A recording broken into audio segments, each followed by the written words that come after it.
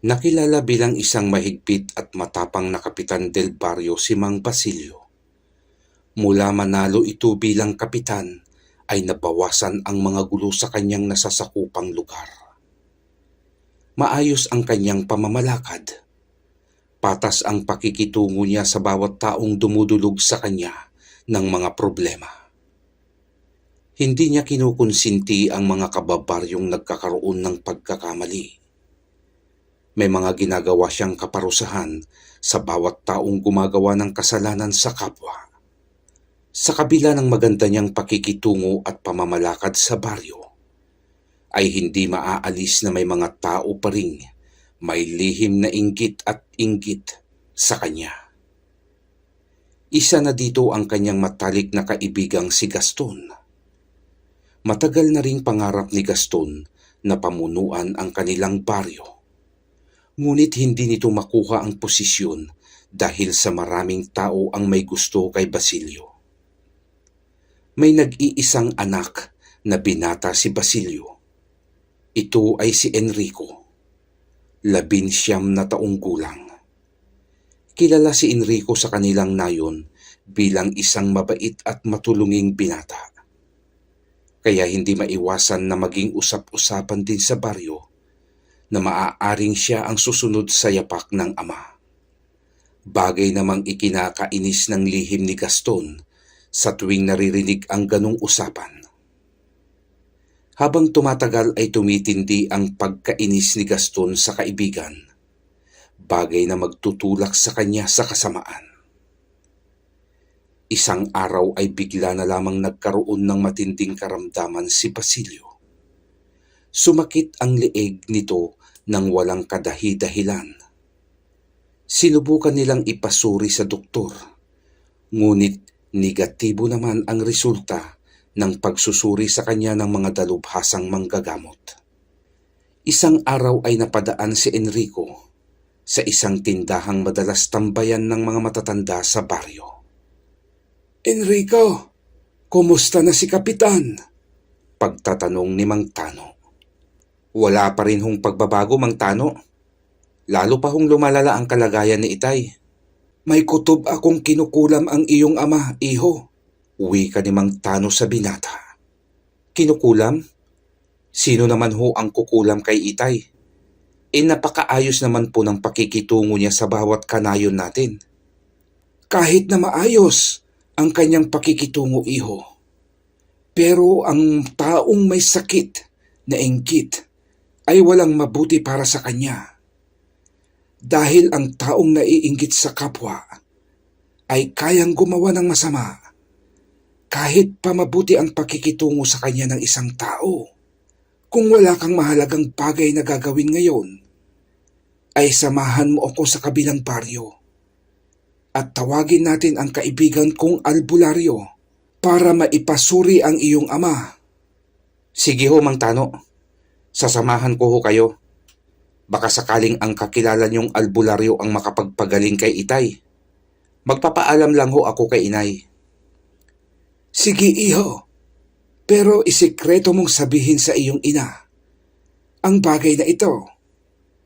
Masama kasing maririnig ng kinukulam ang tungkol sa albularyo dahil naririnig iyon ng mangkukulam." "Sige po. Babalik din ho ako agad." Mabilis nang tumakbo pa uwi si Enrico. Nang makarating ito sa bahay, ay sinekreto nitong kinausap ang ina.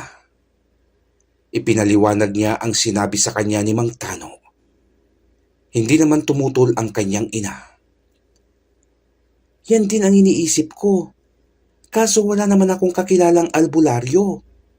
Sige, sumama ka anak kay Mang Tano at baka mapagaling ng albularyong iyon ang iyong ama," wika ni Aling Rosa sa anak. Matapos makapagpaalam ni Enrico sa ina, ay bumalik na ito sa tindahang kinaroroonan ni Mang Tano. Sakay ng inarkilang tricycle ay sinundo nila ang kakilalang albularyo. 3:00 ng hapon nang makabalik sila sa bahay nila Enrico. Sa pagpasok pa lang ng bahay ay nakaramdam na ng negatibong puwersa ang albularyo. Malakas ang kapangyarihan ng mangkukulam na ito, Tano. Hindi lamang basta pangungulam ang kaalaman nito. Ako na lamang ang papasok sa loob ng silid. Maiwan na kayo rito. Kahit anong mangyari o inyong marinig, ay huwag na huwag kayong papasok upang hindi maputol ang aking panggagamot. Turan ng matandang albularyo. Sa pagpasok ng matandang albularyo sa silid, ay umusal na ito ng isang orasyong pamako at iniihip sa katawan ni Mang Basilio. Ginawa niya iyon upang hindi na makatakas ang kaluluwa ng mangkukulam sa katawan ng kapitan. Sumunod niyang ginawa ay naglabas ito ng isang palito ng posporong pula ang ulo. Bigla niyang inipit iyon sa pagitan ng dalawang daliri sa paa ng kapitan. Napasigaw si Basilio sa naramdamang sakit at nagsalita ito gamit ang boses ng isang matandang babae. Alisin mo ang palito ng posporo sa paa ng lalaking ito. Kung hindi ay tutuluyan kong kitilan ng buhay ang inyong kapitan. At ako pa ang tinakot mo. Samantalang hawak na kita ngayon. Sige, sabihin mo sa akin ang iyong pangalan at kung bakit mo kinukulam ang lalaking ito. Sa palagay mo ay ibibigay ko ang kasagutan ng iyong katanungan, matandang albularyo. Inilagay ni Tandang Simo ang dalawa niyang daliri sa kanyang labi at umusal iyon ng orasyon. Matapos mausal ang orasyon, ay binugahan ang mga daliring iyon sa baywika. Kung hindi mo tutugunin ang aking mga katanungan, ay kikitilan na kita ng buhay. Alisin mo ang kulam na inilagay mo sa lalaking ito at banggitin mo ang iyong pangalan. Wika ng albularyo. Sabay inilapat nito ang kanyang daliri sa liig ni Basilio. Muling napasigaw ang mangkukulam. Ayan, inalis ko na ang inilagay ko sa kanyang karamdaman. Pakawalan mo na ako at huwag patayin. Nangangako akong hindi nagagambalahin ang lalaking ito at ang kanyang pamilya. Ano ang pangalan mo? At saan ka nakatira? Sabihin mo kung hindi tutuluyan kita. Sebia. Ako si Sebia ng Barrio Agulo. Ayan, nakuha mo ng lahat ang gusto mo. Pakawalan mo na ako. Matuto kang tumapad sa kasunduan, matandang albularyo. Yan ang malaki mong pagkakamali. Sa palagay mo ay magtitiwala ako sa iyo. Alam kong hindi ka titigil at mas titindi ang gagawin mong ganti. Kilala na kita, Sebia. Matunog ang iyong pangalan sa larangan ng pangungulam at pang-aaswang. Kaya ihanda mo na ang iyong sarili sa igagawad kong kamatayan. Iginuhit ng matandang albularyo ang mga daliri sa liig ng kapitan. Patunay na iginawad na nito ang kamatayan sa mabangis na mangkukulam na may lahing aswang. Matapos ang eksenang iyon, ay nawalan ng malay tao si Kapitan Basilio.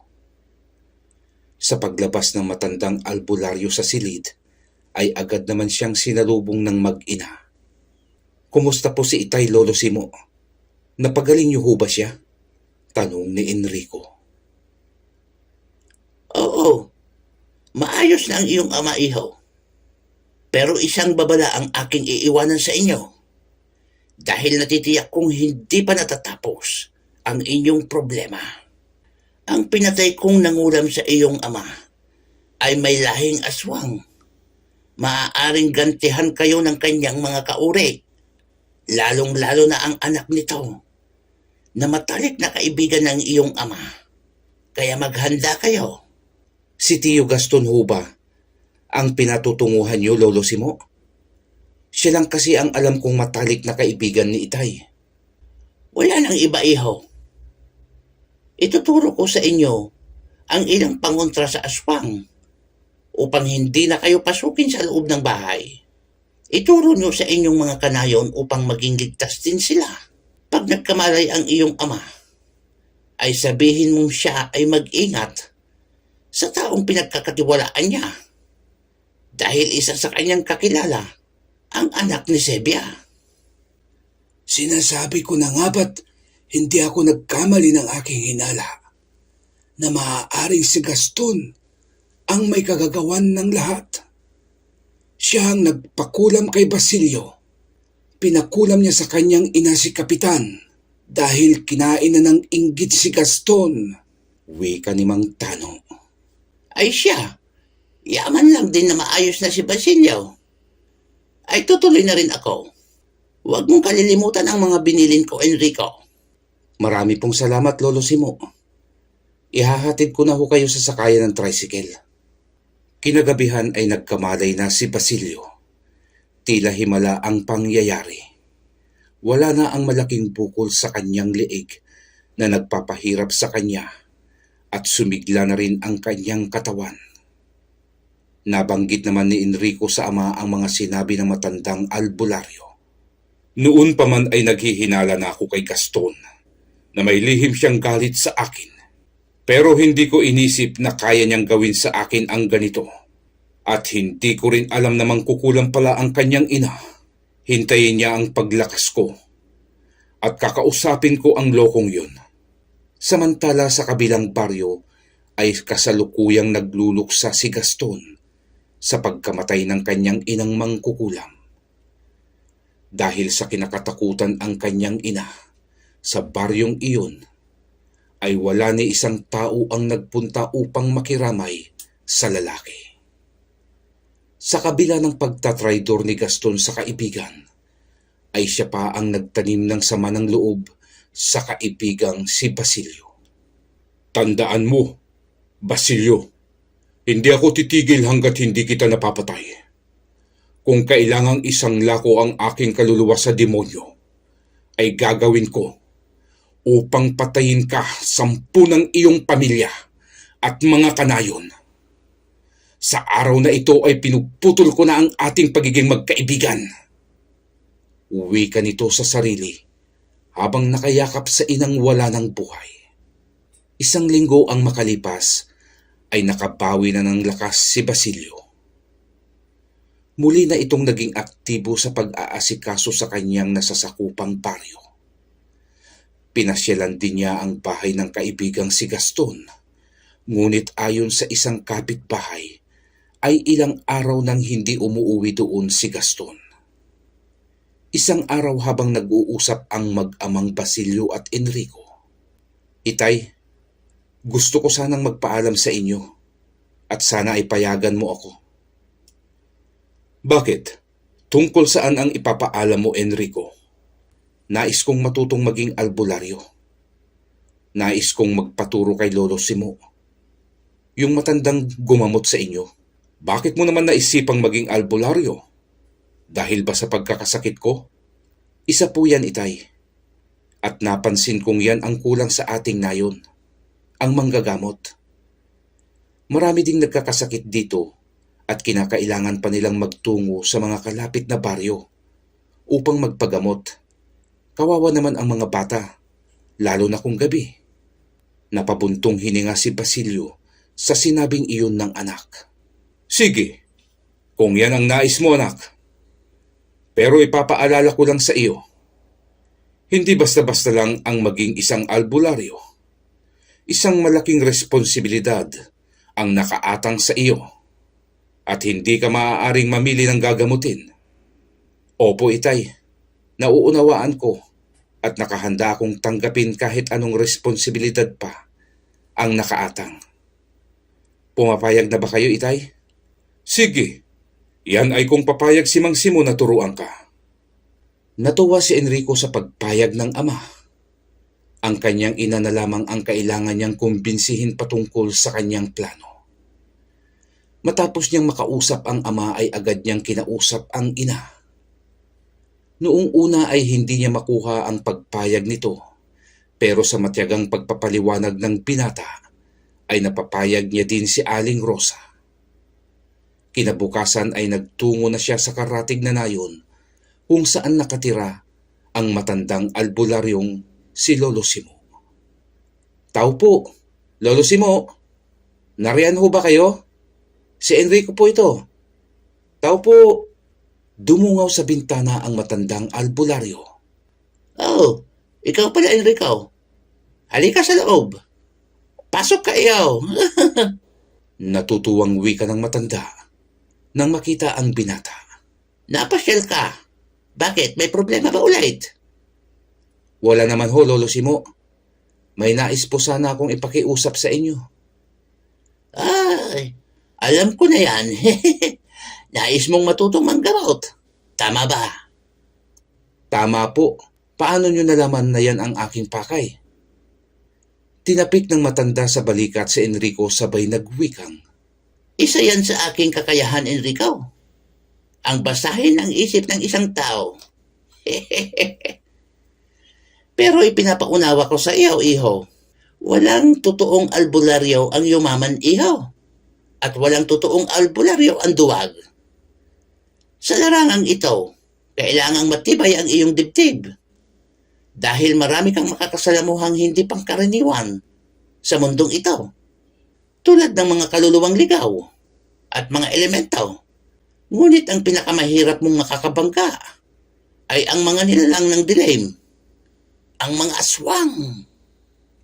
Kayang-kaya ko ang lahat ng yan, Lolo. Mahalaga po sa akin ay matuto sa panggagamot. Hindi po para sa akin sarili, kundi sa mga taong nangangailangan. Lalong-lalo na ang aking mga kanayon. Tatapatin kita, Enrico. Talagang kailangan mong matuto, iho. Dahil tulad ng nabanggit ko na sa iyo noon, may darating na matinding problema sa inyong lugar at kakailanganin ng mga tao ang isang tulad mo. Maaari niyo po bang sabihin sa akin ang eksaktong mangyayari sa aming baryo, Lolo Simo? Para mapaghandaan ko na. Yan ay hindi nasaklaw ng aking kakayahan. Tanging babala lamang ang kaya kong mabasa, iho. Kung nakahanda ka na, ay magpaalam ka sa iyong mga magulang na mananatili ka dito sa akin ng 1 buwan upang maituro ko sa iyo ang lahat ng kailangang mong malaman. Marami pong salamat, Lolo Simo. Ako po'y magpapaalam na sa inyo at kakausapin kong mabuti sina Itay at Inay. Bukas po ay babalik ako upang mag-umpisa na sa aking pagsasanay. Sige, iho. Hihintayin kita.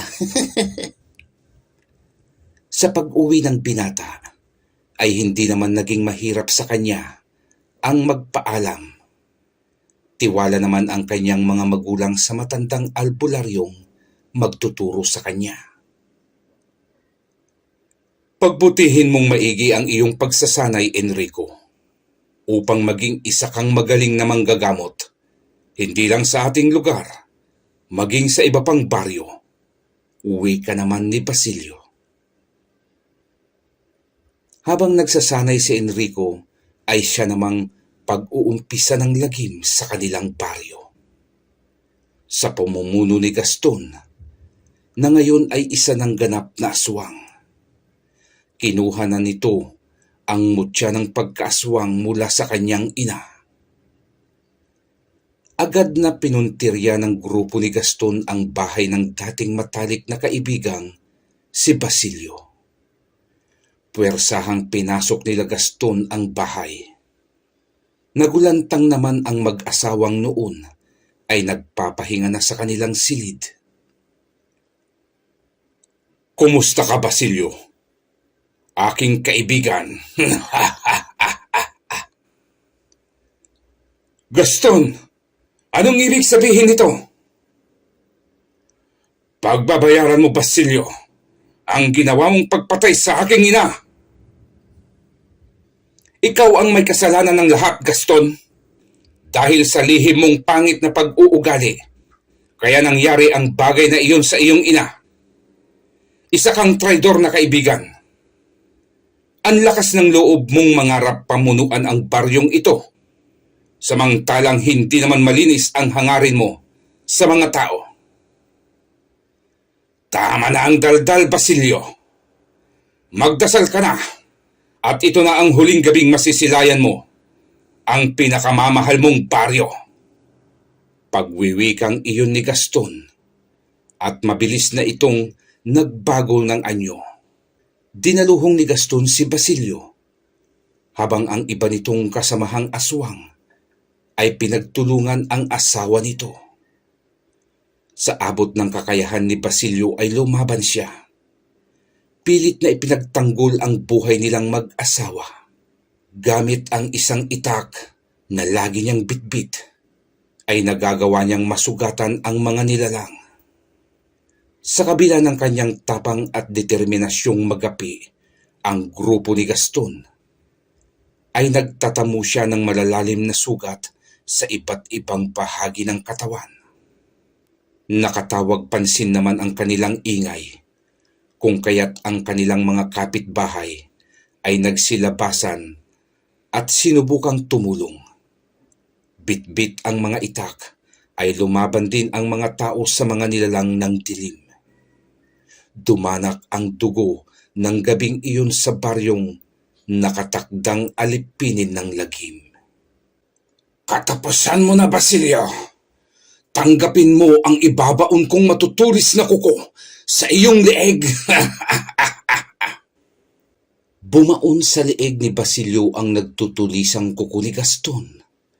Gamit ang isa pang kamay ni Gaston ay ibinaon naman niya iyon sa dibdib ni Basilio at dinukot ang puso ng dating kaibigan. Dilat ang mga matang bumagsak sa sahig ang Kapitan del Barrio. Halos magkapira-piraso naman ang katawan ni Aling Rosa sa ginawa ng mga kasamahang aswang ni Gaston. Ang ibang kapitbahay na tumulong ay nasawi din sa labanang iyon. Matapos mapatay ni Gaston si Kapitan Basilio, ay umalis na ang mga ito. Bago tuluyang umalis ang grupo ni Gaston, ay nagbitiw ito ng isang sumpa sa mga taong natitirang buhay sa baryong iyon. Ngayong wala na ang magaling at pinakamamahal niyong kapitan, ay magiging malagim na ang inyong mga gabi. Gagawin namin kayong pagkain at palahian upang mas dumami pa ang aming uri. Huwag niyong tangkain tumakas sa baryong ito dahil sa lilipatan niyong baryo ay lagim din ang inyong sasapitin.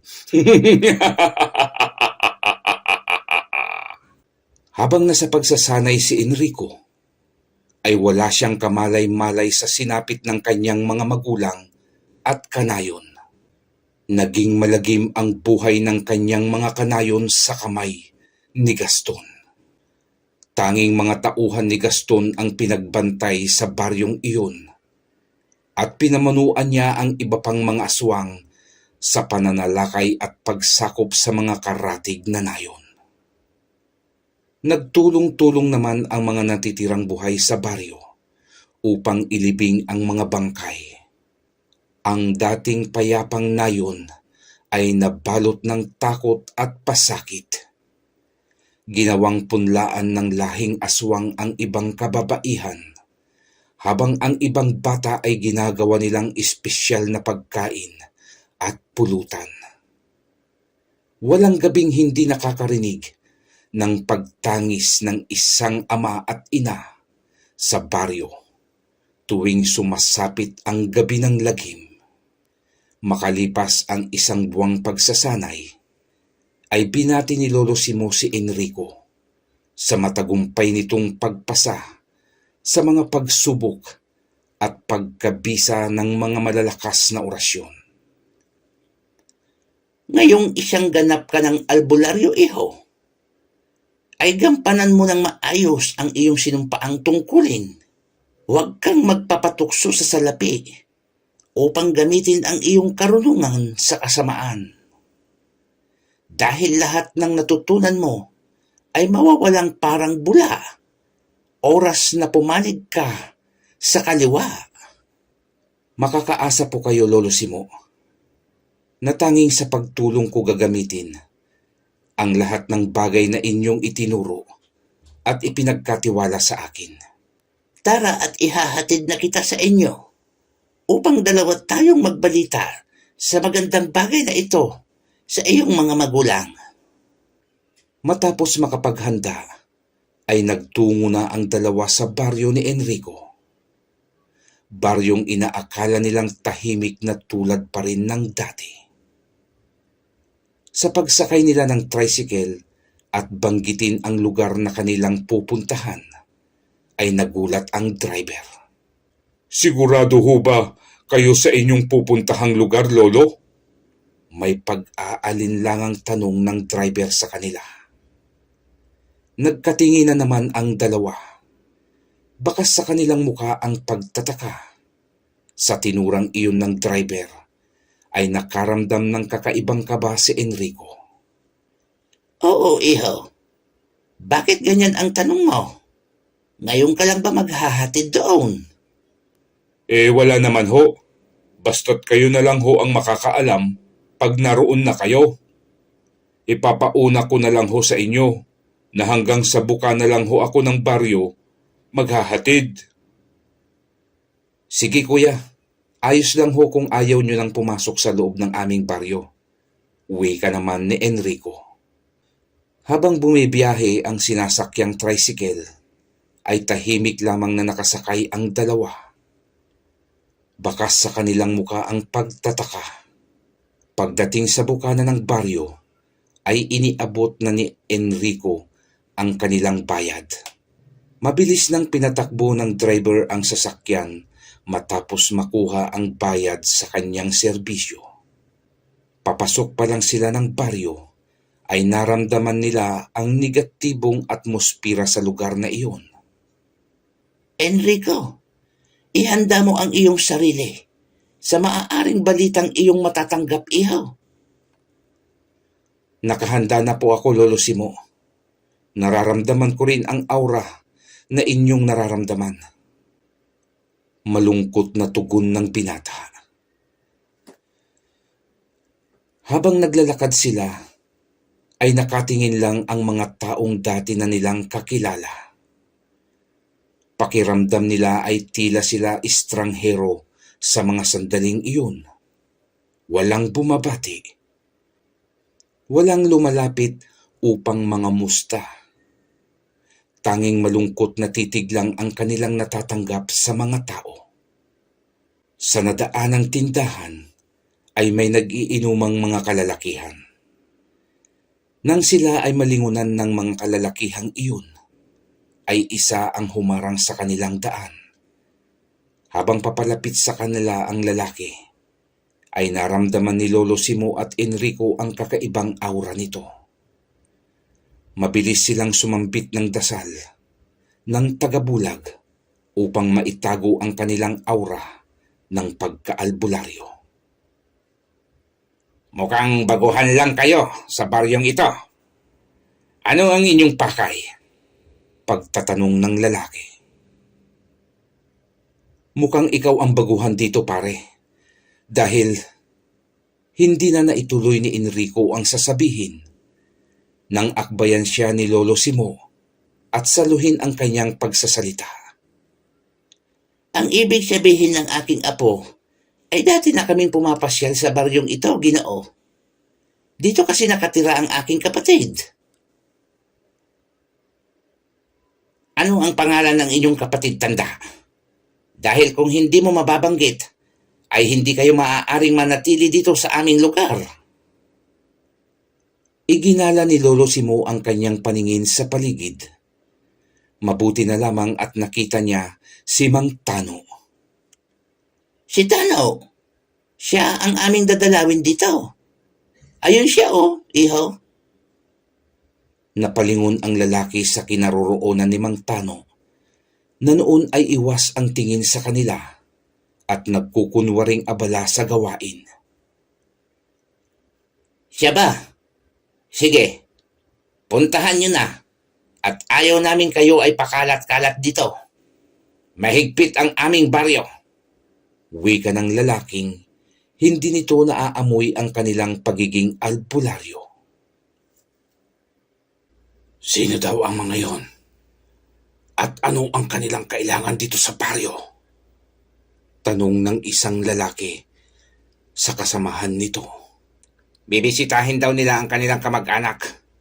Yung matandang yun, ang kanilang pupuntahan. Wala ka bang ibang naamoy sa kanila? Baka kalaban ng mga yan. Mananagot tayo kay Gaston. Wala. Malinis ang dalawang yun. Mga ordinaryong tao lang na pandagdag sa ating makakain. Nang makalapit na sila kay Mang Tano, ay agad na tumayo ang matanda at agad silang pinapasok sa loob ng kanyang bahay. Ano ang nangyayari dito, Tano? Oo nga ho, Mang Tano. Ano hong nangyayari dito sa baryo? At bakit parang takot na takot kayo sa mga taong yun? Kumusta na ho ba sina Itay at Inay? Halos hindi makapagsalita si Mang Tano upang sagutin ang katanungang iyon sa kanya. Parang natutuyuan ang kanyang lalamunan. Mabilis siyang kumuha ng inumin at uminom muna bago ito nakasagot. Bago pa magsimulang magkwento si Mang Tano, ay sinabihan na nitong maging kalmado lang si Enrico dahil hindi niya magugustuhan ang kanyang ikukwento. Matapos mangako ni Enrico na magiging kalmado lang siya, ay inumpisahan na niya ang pagkukwento sa buong pangyayari. Napaluha si Enrico nang malaman ang sinapit ng kanyang mga magulang sa kamay ni Gaston. Ipit ang kanyang pag-iyak habang isinusuntok sa lupa ang mga kamao. Nakaalalay naman si Mang Tano at Lolo Simo sa kanya. Walang hiyang Gaston yun. Napakasama niya. Mananagot siya sa akin. Walang kapatawaran na ginawa niya sa aking mga magulang. Traitor siya. Traitor. Galit na wika ni Enrico. Huminahon ka, ihaw. Gawin mong buo ang iyong sarili. Gagawa tayo ng plano upang maipaghiganti ang iyong mga magulang. Wikang pagpapakalma ni Lolo Simo sa binata. Pasensya ka na, Enrico. Kung wala kaming nagawa, wala kaming kalaban-laban sa kanilang kakaibang lakas. Sa ngayon ay tau-tauhan kami sa mga alagad ni Gaston. Ipaghihiganti ko sina Itay at Inay. 10 ng mga taong kanilang pinaslang at pinahirapan. Papalayain kong muli ang ating nayon sa kamay ng mga halimaw. Dudurugin ko ang mga aswang, lalong-lalo na si Gaston. Habang hinihintay nila ang pagdilim ng paligid. Huwag mong kalilimutan ang itinuro kong kumbate, Enrico. Malaki ang maitutulong nun sa iyo. At siya nga pala, ikwintas mo ito. Ano ho ito, Lolo Simo? Ito ay pangil ng kidlat, ihaw. Isang uri ng bertud na magbibigay sa iyo ng proteksyon. Magkakaroon ka ng kakaibang lakas at kabal. Paano kayo, Lolo Simo? Mas kakailanganin niyo ito. Mas ikaw ang mangangailangan niyan, ihaw. Dahil tulad ng pagnanais mong mapatay si Gaston, ay ganun din siya sa iyo. Sige, isuot mo. At babasbasan kita sa pamamagitan ng buhay na salita upang gumana sa iyo ang mutya ng kidlat. Isinuot ni Enrico ang mutya ng kidlat at inumpisahan naman ni Lolo Simo ang pagsambit ng buhay na salita. Habang sinasambit ng matanda ang orasyon, ay nakaramdam naman ng kakaibang puwersang pumasok sa kanyang katawan si Enrico. Matapos ang pagbabasbas, Madilim na ang paligid. Mag-uumpisa na silang maghasik ng lagim. wika ni Mang Tano. Siya, umpisahan na natin ang pagpaslang sa mga halimaw. Tayong dalawa, Tano, ang magkasama. Dahil parehas na tayong matanda, kailangan nating magtulungan. Eto, ikaw ang humawak sa benditadong tubig. Ikaw ang magwiwisit niyan sa aswang at ako ang magtatarak ng itak sa kanilang dibdib. Ayos ba sa iyo yung Tano? Ayos na ayos ho, Kasimo. Tugon naman ni Mang Tano. Mag-iingat ka, Enrico. Kayo ding dalawa, mag-iingat ho kayo. Mauuna na ho akong lumabas at sumunod na lamang kayo. At sinimulan na nila ang plano. Naunang lumabas si Enrico. Makaraan ang ilang minuto ay sumunod naman ang dalawang matanda. Sa labas ay ramdam ni Enrico ang kakaibang aura sa paligid. Bagamat mahangin sa labas, ay napakaalinsangan ang kanyang nararamdaman. Panakanaka din ang pagsamyo ng malansa at nakakasukang amoy na dinadala ng tila mainit na hangin. Patuloy ang maingat niyang paglalakad patungo sa kinaroroonan ng ilang kalalakihang nasa harap ng apoy, kung saan ay nakapatong ang isang malaking kawa. Masayang nagtatawanan ang mga kalalakihan, habang ang iba ay sumasayaw pang umiikot-ikot sa naglalagablab na apoy. Nagkubli si Enrico sa madilim na bahagi ng silong ng isang bahay at pinag-aaralan kung paano aatakihin ang mga kalalakihang kasamahan ni Gaston. Maya-maya lang ay nagsalita ang isa sa mga kalalakihan. Ilabas niyo na ang ating ilulutong espesyal na pagkain. Nakita ni Enrico ang dalawang lalaki na pumanhik sa isang bahay. Hindi nagtagal, sa kanilang paglabas ay bitbit na ng mga ito ang isang binatilyong lalaki. Para iyong baboy na nakatali ang mga kamay at paa sa isang kawayan. Napamuras si Enrico sa galit. Napakawalang hiya niyong mga aswang. Parang isang hayop lamang ang ginagawa niyo sa mga tao. Matiing wika ng binata. Hindi na siya nag-aksaya ng panahon. Humugot siya ng malalim na paghinga at hinawakan ang mutya ng kidlat na ibinigay sa kanya ni Lolo Simo. Mutya ng kidlat, gabayan mo ako sa aking pakikipaglaban. Tulungan mo akong isalba ang maraming inosenteng buhay sa kamay ng mga kaaway na aswang. Sa pagmulat ng kanyang mga mata, ay tumakbo na patungo sa kinaroroonan ng mga kalalakihan si Enrico. Pagdating niya doon ay agad niyang binira ng tig-isang malalakas na sipa at suntok ang nakatalikod na mga aswang. Dahil sa lakas na nagmumula sa suot niyang mutya, ay nagpagulong-gulong na tumalsik ang dalawang nilalang na kanyang sinipa at sinuntok. Agad namang binitawan ng dalawa pang aswang ang kanilang bitbit na binatilyo at mabilis na inatake si Enrico. Agad ang ginawa nilang pagbabagong anyo bilang mga nakakatakot na nilalang ng dilim. Tumalon ang isa sa kanila patungo sa binata. Nakaamba ang mga nagtutulisang kuko habang bumabagsak patungo kay Enrico. Walang pag-aalinlangang sinalubong iyon ni Enrico ng isang malakas na suntok na tumama sa dibdib ng aswang. Malakas ang tunog ng nabaling mga tadyang ng aswang bago ito tumalsik palayo, at sa pagbagsak nito sa lupa ay nangingisay na ito habang lumalabas sa bibig ang maitim na dugo. Samantalang ang isang aswang naman ay nagawa pang makalapit sa binata at nakapagpakawala ng sunod-sunod na kalmot sa dibdib at likod ni Enrico.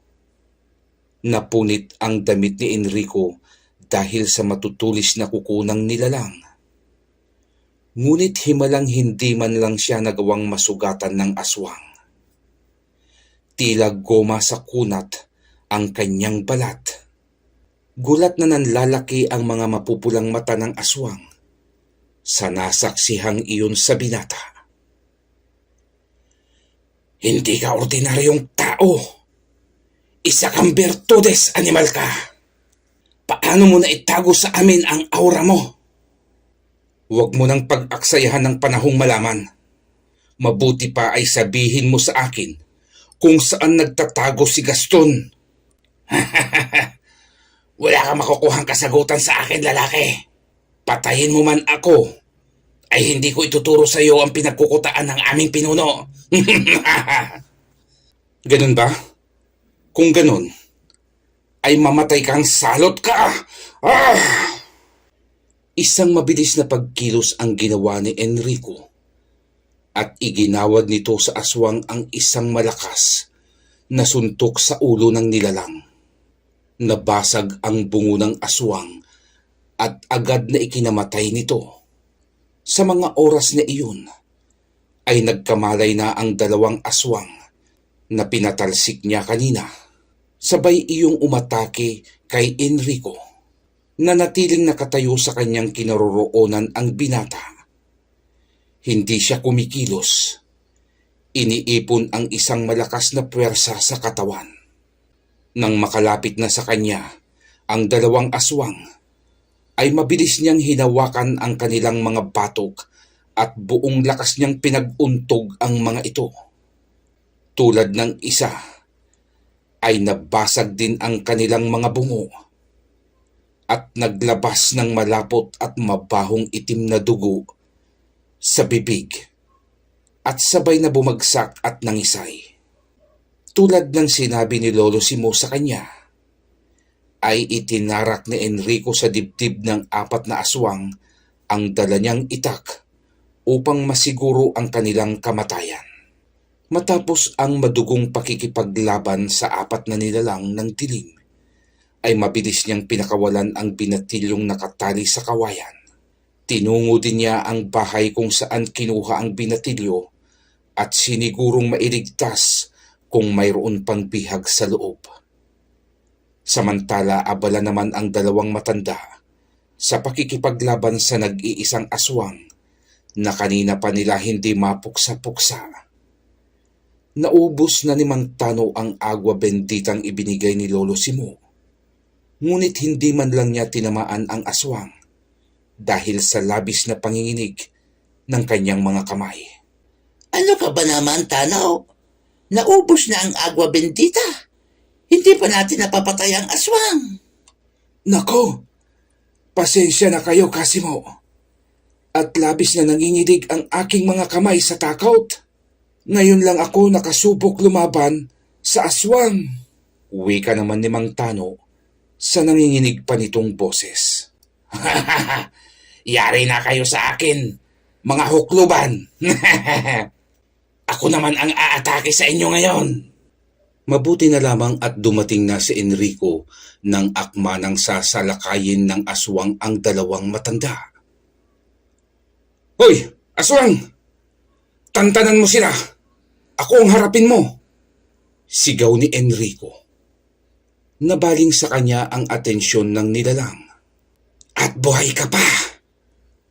Paano mo tinalo ang aking mga kasamahan? Hindi na mahalaga kung paano ko sila nagapi. Bibigyan kita ng pagkakataong mabuhay. Kung sasabihin mo sa akin kung saan ko matatagpuan si Gaston. Huwag na tayo maglokohan pa, bata. Sabihin ko man o hindi, ang kinaroroonan ng aming pinuno ay natitiyak kong papatayin mo rin ako.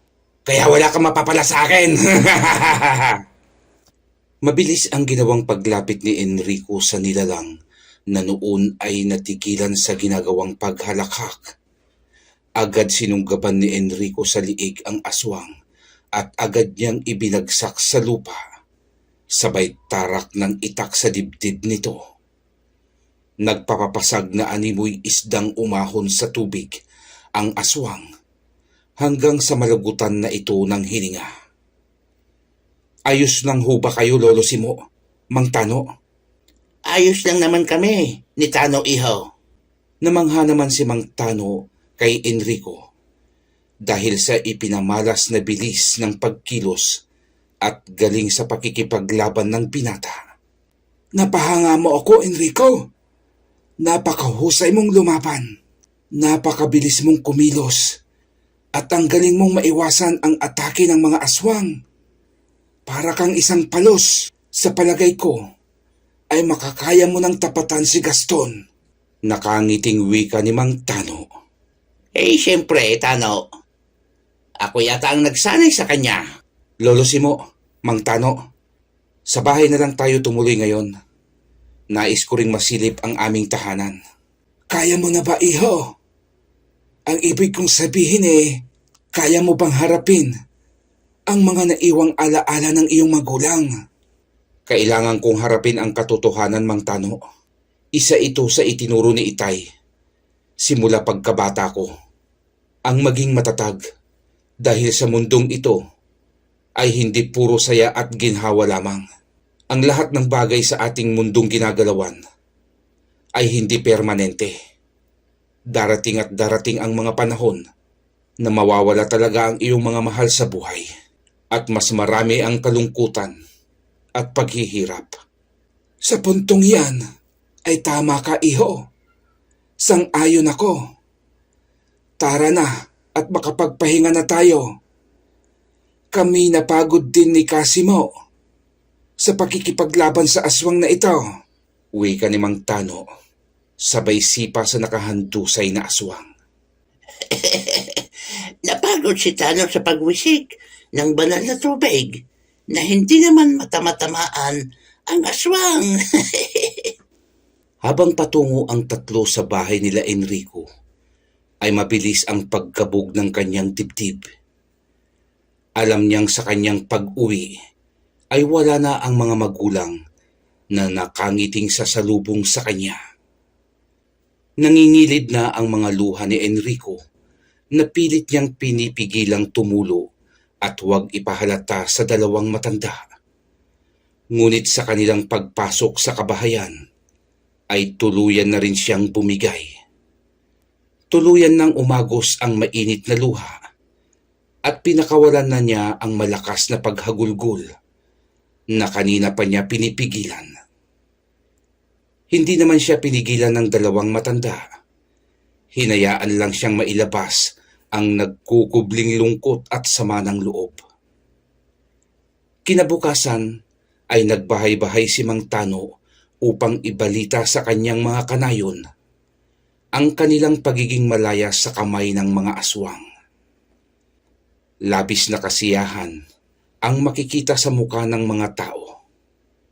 Nagpuntahan ang mga ito sa bahay nila Enrico at masaya silang nagpasalamat sa binata at sa dalawang matanda. Huwag po kayong mag-alala, mga mahal naming kanayon. At hindi ko nahahayaan pang muling sakupin at pahirapan ng mga halimaw ang ating baryo. Mula sa araw na ito ay malaya na tayong magagawa ng normal ang ating pamumuhay. Ipangako niyo sana sa akin na huwag kayong lalampas sa hangganan ng ating baryo. Iwasan niyo munang tumungo sa mga karatig na nayon hanggat wala akong hudyat. Kailangan kong mapuksa muna si Gaston na siyang pinuno ng mga aswang at responsable sa pagkamatay ng aking mga magulang at ilan nating kanayon. Makakaasa ka, Enrico. At kung kailangan mo ang aming tulong, ay nakahanda kami upang tulungan ka. Uwi ka ng isang lalaki. Maraming salamat. Pero mas makabubuting dumito na lamang kayo at bantayan ang inyong mga pamilya. Sa tulong ni Lolo Simo, ay sasanayin namin kayo sa tamang pakikipaglaban at paghawak ng mga armas. At sa oras na umalis ako at makipagtuos kay Gaston, ay maproprotektahan niyo ang inyong mga sarili. Sige mga kanayon, asikasuhin niyo na ang mga bagay na hindi niyo naharap at magpapatawag na lang ako ng pagpupulong para sa ating gagawing pagsasanay. Makaraan lang ang 2 araw ay tinupad ni Enrico ang kanyang ipinangako. Sa tulong ni Lolo Simo ay tinuruan nila ang mga taga-baryo sa tamang paghawak ng sandata at ang paggamit nito. Itinuro din nila kung paano umatake ang isang aswang at kung papaano dumepensa sa mga atake ng isang nilalang ng dilim. Sa loob ng 1 linggong puspusang pagsasanay, ay mabilis na natutunan ng mga taga-baryo ang tamang pamamaraan ng pagtatanggol sa kanilang mga sarili. Nagkaroon ng konting kasiyahan sa baryo. Nagtulong-tulong ang mga magkakanayon sa paghahanda ng konting mapagsasaluhan ng bawat isa. Makalipas pa ang ilang araw, ay nagpasya si Enrico upang tugisin ang lalaking responsable sa lahat ng katatakutan sa mga kanayunan. Inihabili niya sa 2 matanda ang pangangalaga sa baryo. Kailangan ko na hong harapin si Gaston. Hahanapin ko siya kahit saang lupalop pa siya nagtatago. Kailangan ng wakasan ang kanilang kasamaan. Hanggat nabubuhay sa mundong ito ang isang halimaw na tulad nila, ay hindi magkakaroon ng katahimikan ang pamumuhay ng tao. At para mabigyan ko rin ho ng katarungan ang pagkamatay ng aking mga magulang. Pagpapaalam ni Enrico sa 2 matanda. Mag-iingat ka palagi, iho. Sana ay maging matagumpay ka sa iyong misyon. Wika ni Mang Tano. Huwag mong kalilimutan ang lahat ng aking itinuro sa iyo, iho. At huwag mong kalilimutang papakainin ng buhay na salita ang iyong mutya upang patuloy kang magabayan nito. Marami pong salamat sa inyong paalala at panalangin. Huwag kayong mag-alala at sisikapin kong makabalik ng may hininga. Huwag mong subukan. Gawin mo, Enrico. Sabay namang turan ng 2 matanda. Kinabukasan ay maagang naglakbay si Enrico. Walang eksaktong lugar ang patutunguhan ng kanyang mga paa. Dahil hindi pa naman niya alam ang pinagkukutaan ni Gaston. Tanging ang pagdaan sa mga kanayunan ang naisip niyang paraan sa ngayon. Sa unang baryong kanyang narating ay maayos pa naman ang pamumuhay ng mga tao. Normal pa silang nakakakilos na hindi ginagambala ng kadiliman. Matapos niyang makausap ang namumuno sa nayong iyon at mabigyan ng babala, ay muli siyang nagpatuloy sa paglalakbay. Hanggang marating niya ang 2 baryo. Isang pamilyar na puwersa ang sumalubong sa kanya. Tila binabalot ng negatibong aura ang baryong ito. Ganito rin ang naramdaman ko noon sa aming nayon. Marahil ginugulo din sila ng mga kampon ni Gaston. Bulong na wika ni Enrico. Bago pa niya pasukin ang baryo, ay itinago niya ang kanyang aura bilang isang albularyo. Ginagawa niya ito upang hindi siya agad maramdaman ng mga hindi pangkaraniwang nilalang. Habang naglalakad siya sa kalsada ng baryong iyon, ay ramdam niya ang katahimikan sa paligid. Ngunit nakakaramdam din siya ng tila may mga matang sa kanya ay lihim na nakamasid. Patuloy siya sa paglalakad hanggang makarating siya sa isang nag-iisang tindahang nakabukas. Lumapit siya doon upang magtanong. Nakita niya ang isang matandang nagbabantay sa tindahan. "Magandang araw, Tatang. Maaari ho bang magtanong?" Wika niya sa matandang tila may itinatagong takot sa katawan. Imbis suklian siya nito ng magandang pagbati, ay laking gulat ni Enrico nang pagsalitaan siya ng matandang si Mang Igme. Kung isa ka sa kanila, ay makabubuting lubayan mo na ako. Dahil hindi ako natatakot sa inyo. Nakikita mo ba ang aking itak? Ibabaong ko ito sa iyong leeg. Galit na wika ni Mang Igme.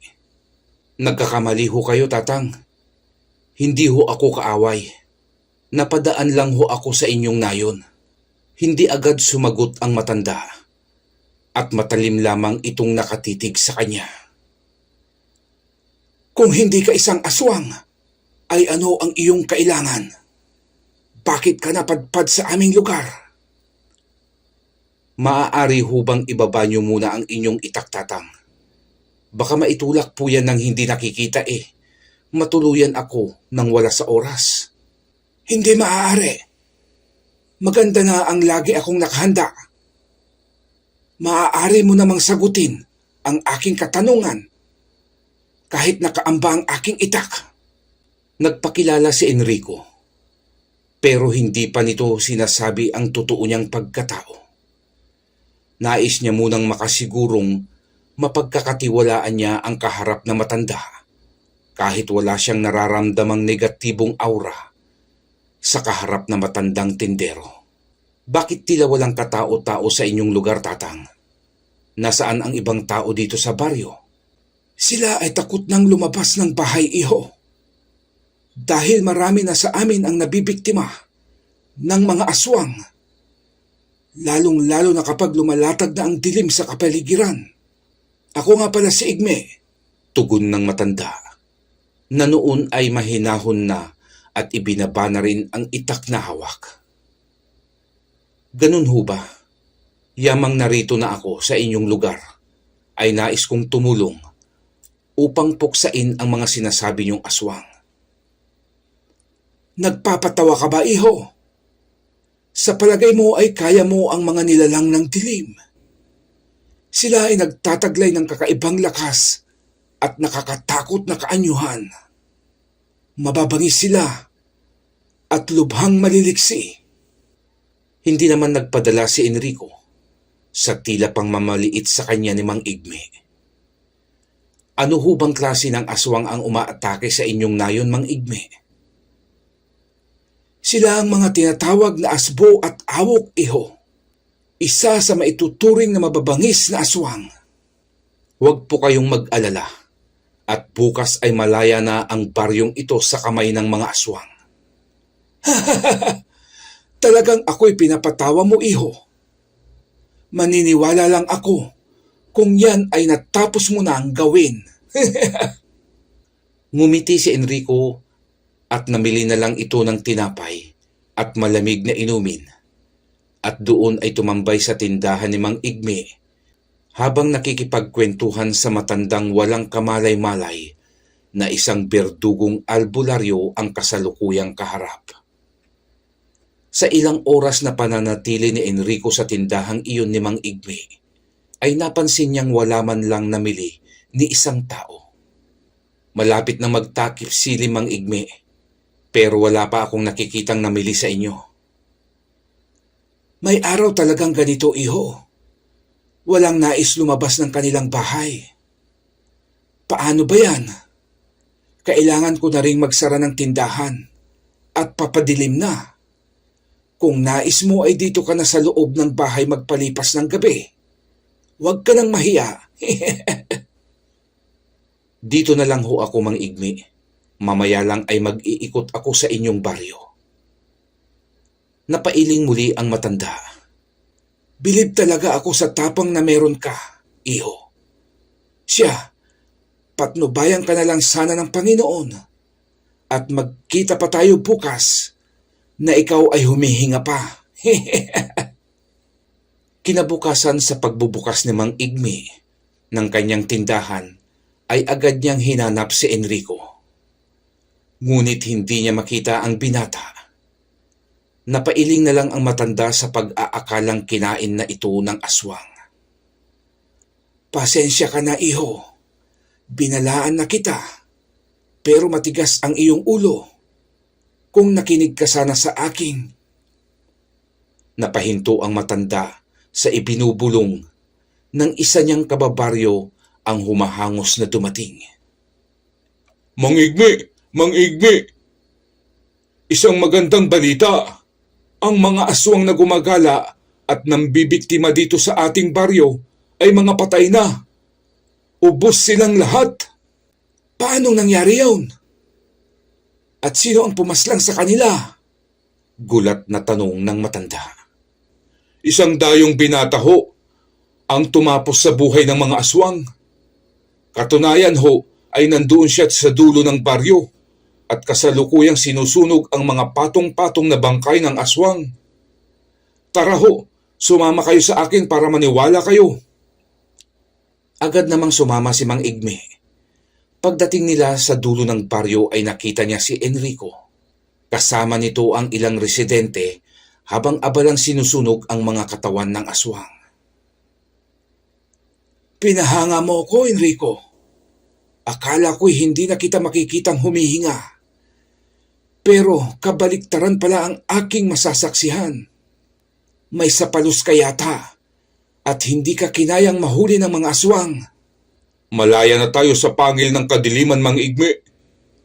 Isang malaking utang na loob ang ating tatanawin kay Enrico. Salamat pare sa iyong kabutihan at katapangan. Wala yun. Katungkulan kong tulungan ang mga tulad niyong nangangailangan ng tulong. Ako'y magpapaalam na at may kailangan pa akong tapusing misyon. Kayo na ho ang bahalang tumapos dito. Siguruhin niyong maaabong mabuti ang katawan ng mga aswang at ibaon sa lupa. Paano ho, Mang Igme? Hanggang sa muling pagkikita. Salamat, iho. Hulog ka ng langit. Mag-iingat ka at patnubayan ka ng Panginoon. Pare, tanggapin mo ito. Niluto yan ng aking asawa. Malayo pa dito ang susunod na baryo. Baka magutom ka sa daan. Mag-iingat ka. Maraming salamat, pare. Naglakad na ang binata palabas ng baryo, baon ang magagandang ngiti ng bawat taga-nayon. Gabi na nang marating niya ang sumunod na baryo. Tahimik na ang paligid. Siya na lamang ang tanging taong naglalakad sa kalsada. Ang mga asong kalye sa kalsada ay panay ang pagsunod sa kanya habang nagtatahulan ang mga ito. Mula sa hindi kalayo ang puno, ay may nakita siyang itim na mga aninong mabilis tumakbo patungo sa isang bahay. Hahabulin sana ni Enrico ang mga aninong iyon, ngunit nakaharang sa kanyang daan ang mga asong kalye, nakasalukuyan pa ring galit na nagtatahulan. Lintik namang mga aso ito. Bakit ba ayaw niyo akong tantanan? Naiinis na wika ng binata. Dahan-dahan siyang dumampot ng bato at ipinukol niya sa mga asong walang tigil sa pagkahol. Nang tamaan niya ang isa sa mga aso, ay mabilis nang nagtakbuhang palayo sa kanya ang mga ito. Doon niya sinamantalang tumakbo patungo sa pinuntahan ng mga anino. Sa likod ng mga dikit-dikit na kabahayan, ay may kadiliman ang paligid. Nahirapan si Enrico upang matukoy ang kinaroroonan ng mga aninong iyon. Hinawakan niya ang kanyang mutya at bumulong ang binata. Makapangyarihang mutya, sana ay muli mo akong gabayan. Ituro mo sa akin ang kinaroroonan ng mga nilalang ng kadiliman at bigyan ako ng kalakasan ng katawan upang puksain ang kampon ng dilim na nagpapahirap sa mga tao. Walang ano-ano'y nakarinig siya ng mga kaluskos na nagmumula sa itaas ng bubungan. Sa kanyang pagtingala ay nakita niya ang dalawang itim na pusa. Alam agad ni Enrico na hindi pangkaraniwang pusa ang mga iyon dahil na rin sa sobrang laki ng mga ito at mapupula ang kanilang mga mata. Dumampot siya ng bato at ipinukul sa mga pusa. Sa lakas ng pagbato ni Enrico, ay hilong gumulong mula sa bubungan pababa sa lupa ang isang malaking pusang itim. Sa pagbagsak nito sa lupa ay tumama pa ang ulo nito sa isang malaking kahoy na lalong nagpahilo sa nilalang. Galit naman siyang nilundag ng isa pang itim na pusa. Ngunit bago pa nito makalmot ang binatang albularyo, ay tumarak na sa kanyang dibdib ang matulis na itak ni Enrico. Agad na nilapitan ni Enrico ang nooy nahihilo pang aswang at sinakal niya sabay wikang, "Pagod na ako sa paghahanap sa pinuno niyong duwag. Hindi kita papatayin ngayon dahil ikaw ang maghahatid ng aking mensahe para kay Gaston. Sabihin mo sa kanya na hinihintay ko siya dito mismo sa baryong ito. Sabihin mo sa kanyang wala siyang kwentang pinuno dahil isa siyang traidor at duwag na aswang. Sabihin mo sa kanyang hinihintay siya ni Enrico alias Palos, ang anak ng trinidor niyang kaibigan. Naiintindihan mo? Tumango na lamang sa kanya ang aswang na noon ay takot na takot at kumaripas na iyon sa pagtakbo ng pagewang-gewang sa madilim na kalsada. Umupo si Enrico sa ilalim ng isang puno at inilabas ang pagkaing ipinabaon sa kanya. Bigla akong nakaramdam ng gutom. Mabuti na lamang at may ibinigay na pagkain. Kakain na muna ako habang hinihintay ang pagdating ni Gaston. Wika ni Enrico sa sarili. Kasalukuyan siyang kumakain nang dumating si Gaston kasama ang ilang mga kasamahang aswang. Sinipa ni Gaston ang pagkain ni Enrico sabay wikang. Sinong sinasabi mong duwag, ha Enrico? Wika ni Gaston. Sabay suntok sa mukha ni Enrico. Tumilapon si Enrico sa lakas ng suntok ni Gaston.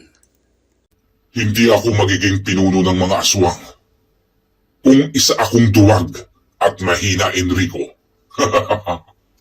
Matagal na rin kitang hinahanap dahil nais kitang isunod sa libingan ng iyong ama at ina. Pinunasan ni Enrico ang dumudugong labi na sinuntok ni Gaston at marahan siyang tumayo. Ako man ay matagal nang naghihintay sa pagkakataong ito, Gaston. Hindi ako matatahimik hanggat malaya kang nabubuhay. Isa kang traidor, Gaston. Kaya ihanda mo ang iyong sarili sa nalalapit mong kamatayan. Sumenya si Gaston sa kanyang mga kasama at pinaikutan nila ang binata. Hindi naman makikitaan ng takot si Enrico. Kalmante lamang nitong pinapakiramdaman ang pagkilos ng mga nilalang. Habang nagtatawanan ang mga aswang, ay inuusal naman ni Enrico ang isang buhay na salita para sa kanyang mutya. Ano Enrico? Nakahanda ka na ba sa iyong pagpanaw? Hindi na sinagot ni Enrico ang mayabang na tanong ni Gaston. Bagkus ay inatake ni Enrico ang mga kasamahan ni Gaston. Sa bawat suntok ng binata ay tumitilapon ang mga aswang at hindi na nagagawa pang bumangon dahil binabawian na sila ng buhay pagbagsak sa lupa. Paano mo? Hindi na naituloy ni Gaston ang pagtatanong dahil mabilis siyang binira ng suntok ni Enrico. Ngunit nasalag ni Gaston ang suntok ng binata nang iharang nito ang dalawang braso. Pinapahanga mo talaga ako, Enrico. Hindi ko akalaing may itinatago kang kapangyarihan. Pero hindi kita papayagang mapaslang mo ako. Sabay na sumugod sa isa't isa ang dalawa. Nagpapalitan sila ng malalakas na suntok at sipa. Ang bawat punong tamaan ng kanilang mga kamao ay nababali, kung minsan ay tumutumba. Nahagip ni Gaston ang mukha ni Enrico. Tumama sa pagitan ng dalawang mata ni Enrico ang kamao ni Gaston. At tumama naman ang kamao ni Enrico sa ilalim ng baba ni Gaston. Sabay silang tumilapon at nagpagulong-gulong sa lupa. Umagos ang sariwa at mapulang dugo mula sa pumutok na kilay ni Enrico. Samantalang si Gaston ay nalagasan ng 5 ngipin sa taas at baba ng panga. Talagang malakas na rin si Gaston. Kailangan ko nang gamitin ang isa pang kakayahan ng aking mutya ng kidlat. Uwi ka ng binata sa kanyang isip. Akala mo, isa lang akong pipitsuging pinuno, Enrico. Diyan ka nagkakamali. Habang panay ang salita ni Gaston, ay inuusal naman ni Enrico ang dasal upang mapalabas niya ang huling kapangyarihan ng mutya ng kidlat. Matapos niyang mausal ang orasyon, ay nagkumpulan ang maiitim na ulap sa kalangitan na animoy may nagbabadyang masamang panahon. Dumadagundong ang malalim na tunog ng kulog matapos ang pagliliwanag sa madilim na kaulapan. Natigil ang pagdadaldal ni Gaston nang mapatitig siya kay Enrico. Alam ni Gaston ang magiging kasunod na atake ng albularyong berdugo. Enrico, baka naman pwede mo pa akong mapatawad, iho. Hindi ko naman sinasadyang traidorin ang iyong ama. Nadala ako sa masamang inggit, kaya ako nagawa sa kanya iyon. Sige na, Enrico. Patawarin mo na ako. Meron naman tayong pinagsamahan, di ba? Naging mabait ako sa iyo nung bata ka. Magbabago ako. At kung gusto mo, ay isusuko ko ang binhi ng aswang na nasa aking katawan. Huwag mo lang akong patayin. Pagmamakaawang wika ni Gaston. Ngunit hindi na mapipigilan pa si Enrico na ipangako na niya sa kanyang sarili ang paghihiganti at nais niyang bigyan ng katarungan ang pagkamatay ng kanyang ama at ina. Hindi na mababago ang desisyon ko, Gaston. Buburahin na kita sa mundong ito upang masunog na sa impyerno ang iyong kaluluwa. Kung ako sa iyo, ay magdasal ka na. Sa hari niyong demonyo, baka mailigtas ka pa. Sa pagkumpas ni Enrico ng kanyang kamay, ay bumaba mula sa maitim na ulap ang isang matalim na kidlat at tumama iyon kay Gaston. Gumapang sa bawat himaymay ng kalamnan ni Gaston ang kidlat hanggang sa sumabog na ang katawan nito. Napaluhod si Enrico sa lupa matapos mapaslang ang lalaking nagtraidor at kumitil sa buhay ng kanyang mga magulang. Matapos niyang magpasalamat sa Diyos at sa kanyang gabay na mutya, ay umuwi na ito sa kanyang baryong Sinilangan. Wakas.